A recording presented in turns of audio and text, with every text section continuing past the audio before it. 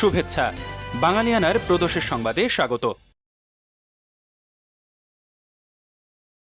চাক চাক বাংলাদেশে অন্যতম ব্যবহৃত একটি ভাষা। বিশ্বজুড়ে প্রায় 40,000 আর বাংলাদেশে প্রায় 10,000 মানুষের মাতৃভাষা চাক। বাংলাদেশের পার্বত্য চট্টগ্রামে প্রচলিত ভাষা এটি। এছাড়াও মিয়ানমারের উত্তর পশ্চিম রাখাইন রাজ্যে এ ভাষা প্রচলিত। চাক জনগোষ্ঠী এ ভাষায় কথা বলে। এই ভাষার নিজস্ব হরফ নেই। বাংলাদেশের ভাষাতাত্ত্বিক বৈচিত্র্যের অন্যতম সম্পদ এই ভাষাটি। শুরুতেই শুনে নিচ্ছি সংবাদ শিরোনাম। ইইউভুক্ত দেশগুলোর পোশাক ক্রয় আমদানি হিস্সা ভারত, ভিয়েতনাম, কম্বোডিয়ার চেয়ে অনেক বেশি হলেও বাংলাদেশের প্রবৃদ্ধি কম। নির্বাচনে কাস্ট হওয়া ভোটের 50% পেয়েছে বিএনপি। জাতীয় পার্টি 1% ভোটও পায়নি। এবার অন্যান্য সংবাদের সঙ্গে বিস্তারিত। 2025 সালের পুরো বছরে ইউরোপীয় ইউনিয়নের পোশাক বাজারে সামান্য প্রবৃদ্ধি থাকলেও বছরের শেষ মাস ডিসেম্বরে স্পষ্ট ধাক্কার চিত্র ফুটে উঠেছে। ইউরোপীয় পরিসংখ্যান দপ্তর ইউরোস্ট্যাটের সর্বশেষ উপাত্ত বলছে, ডিসেম্বর 2024-এর তুলনায় ডিসেম্বর 2025-এ ইউরোপীয় ইউনিয়নের মোট পোশাক আমদানি মূল্য কমেছে 2.27%। পুরো বছরের হিসাবে বাজার 2.10% বেড়েছে। কিন্তু ডিসেম্বরের পতন দেখাচ্ছে বছরের শেষ ভাগে চাহিদা কমেছে এবং দামের ওপর তীব্র চাপ তৈরি হয়েছে। বাজার বিশ্লেষকরা বলছেন, এই নিম্নগতি সাময়িক না দীর্ঘস্থায়ী তা নির্ভর করবে ইউরোপের ভোক্তা ব্যয়ের প্রবণতার উপর। ডিসেম্বর 2024-এর তুলনায় ডিসেম্বর 2025-এ রফতানি মূল্য কমেছে 12.05%। সরবরাহের পরিমাণ কমেছে 0.61%। গড় একক দাম কমেছে 11.50%। লক্ষণীয় বিষয় হল, পরিমাণে বড় পতন না থাকলেও দামের পতনই মোট রফতানি আয়ে বড় ধাক্কা দিয়েছে। অর্থাৎ বাজার ধরে রাখতে সরবরাহ প্রায় একই থাকলেও ক্রেতারা কম দামে পণ্য কিনেছেন। শিল্প সংশ্লিষ্টদের মতে, বছরের শেষ প্রান্তিকে ইউরোপীয় খুচরা বিক্রেতারা মজুদ সমন্বয়ে মনোযোগ দেন। উৎসব পরবর্তী বিক্রয় কমে যাওয়া এবং ভোক্তাদের ব্যয় সংকোচন এতে প্রভাব ফেলেছে।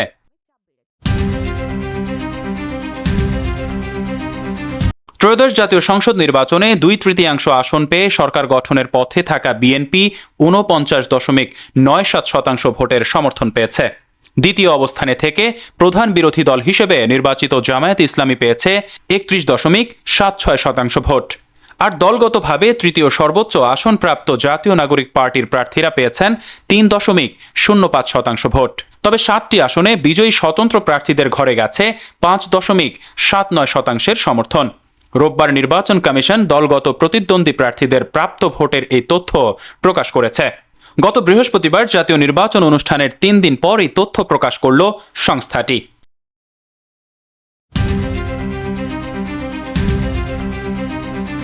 নির্বাচনের আগ মুহূর্তে পুঁজিবাজারে যে চাঙ্গাভাব দেখা দিয়েছিল তা আরও তেজি হয়ে উঠল ভোটের পর প্রথম কার্যদিবসে।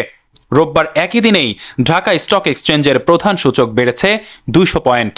এদিন লেনদেনের শুরু থেকেই তেজি ভাব ছিল সূচকে। বেলা 12:30টায় সূচক ওঠে 5,592 পয়েন্টে, অর্থাৎ আগের দিনের চেয়ে যোগ হয় 192 পয়েন্ট। দিন শেষে 200 পয়েন্ট বেড়ে সূচক দাঁড়িয়েছে 5,600.66 পয়েন্টে। এর আগে দুপুর 2:16 সূচক উঠেছিল 5,611.83 পয়েন্টে। আওয়ামী লীগ সরকারের পতনের পরের দিন 2024 সালের 6 আগস্ট 197 পয়েন্ট বেড়ে সূচক দাঁড়িয়েছিল 5,426.42 পয়েন্টে। সেদিন লেনদেন হয় 749.99 টাকার। এর একদিন বাদে 8 আগস্ট 306 পয়েন্ট বেড়ে সূচক দাঁড়ায় 5,924.81 পয়েন্টে। তারপর মাঝে মধ্যে সূচকের উত্থান দেখা দিলেও একদিনে 200 পয়েন্ট বাড়ার নজির নেই। অন্তর্বর্তী সরকারের পুরো সময়ে পুঁজিবাজারে টালমাটাল অবস্থা দেখা গেলেও নির্বাচনের মধ্য দিয়ে সেই দশা কাটার ইঙ্গিত মিলেছে।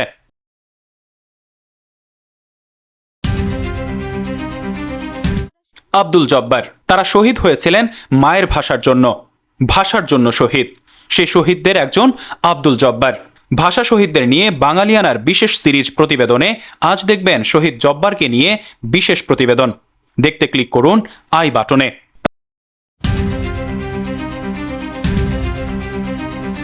তারেক রহমানের শপথে স্পিকার ওম বিড়লাকে পাঠাচ্ছে ভারত।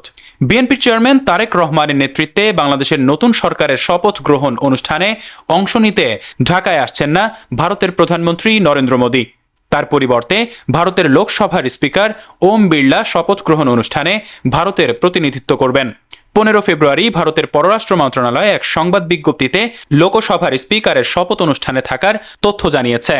ভারতের পররাষ্ট্র মন্ত্রণালয় জানায়, এই গুরুত্বপূর্ণ অনুষ্ঠানে স্পিকারের অংশগ্রহণ ভারত ও বাংলাদেশের জনগণের মধ্যে গভীর ও স্থায়ী বন্ধুত্বের উপর জোর দেয়, যা আমাদের দুই জাতিকে আবদ্ধ করে এমন গণতান্ত্রিক মূল্যবোধের প্রতি ভারতের দৃঢ় অঙ্গীকারকে পুনর্ব্যক্ত করে।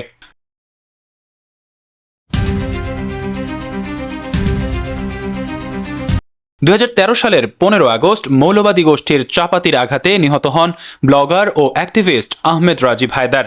তার হত্যার ভেতর দিয়ে শুরু হয় ব্লগার হত্যার এক কলঙ্কিত ইতিহাস। রাজীব হায়দারকে নিয়ে বাঙালিয়ানার বিশেষ প্রতিবেদন দেখতে ক্লিক করুন আই বাটনে।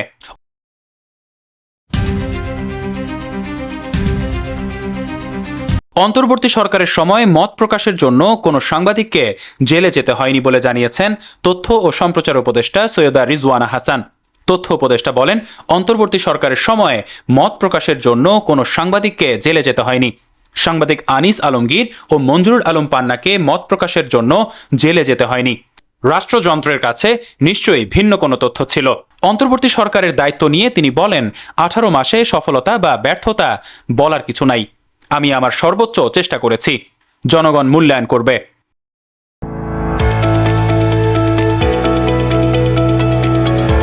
এবার শুনে নিচ্ছি বাঙালিয়ানা বাণিজ্য সংবাদ। দেশের পুঁজিবাজারে 2 সপ্তাহ ধরে ব্যাংক খাতের শেয়ার লেনদেনের পরিমাণ উল্লেখযোগ্য হারে বেড়েছে। গত সপ্তাহে ও তার আগের সপ্তাহে ব্যাংক খাতের দৈনিক গড় লেনদেনের পরিমাণ 100 কোটি টাকা ছাড়িয়েছে। এ সময় পুঁজিবাজারের মোট লেনদেনের 20% ছিল ব্যাংক খাতের। বাজার পর্যালোচনায় দেখা যায়, গত সপ্তাহের 3 কার্যদিবসে ঢাকা স্টক এক্সচেঞ্জে ব্যাংক খাতে 378 কোটি 93 লাখ টাকার শেয়ার লেনদেন হয়েছে। এক্ষেত্রে দৈনিক গড়ে লেনদেন হয়েছে 126 কোটি 31 লাখ টাকার শেয়ার। এর আগে সপ্তাহের 4 কার্যদিবসে ব্যাংক খাতের শেয়ার লেনদেনের পরিমাণ ছিল 518 কোটি 76 লাখ টাকা। এ সময় দৈনিক গড়ে লেনদেন হয়েছিল 129 কোটি 69 লাখ টাকার শেয়ার। এর আগের সপ্তাহগুলোতে ব্যাংক খাতে দৈনিক গড়ে 45 থেকে 87 কোটি টাকার লেনদেন হয়েছে।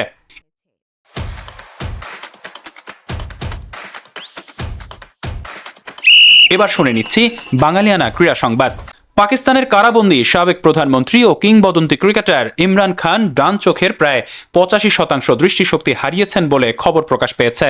জেল কর্তৃপক্ষের অবহেলায় সৃষ্ট সংক্রমণে তার এই স্বাস্থ্য ঝুঁকির খবরে উদ্বেগ প্রকাশ করেছেন ওয়াসিম আকরাম, ওয়াকার ইউনুস, শহীদ আফ্রিদি ও শোয়েব আক্তারের মতো ক্রিকেট তারকারা। ওয়াসিম আকরাম তার দ্রুত আরোগ্য কামনা করে যথাযথ চিকিৎসার দাবি জানিয়েছেন।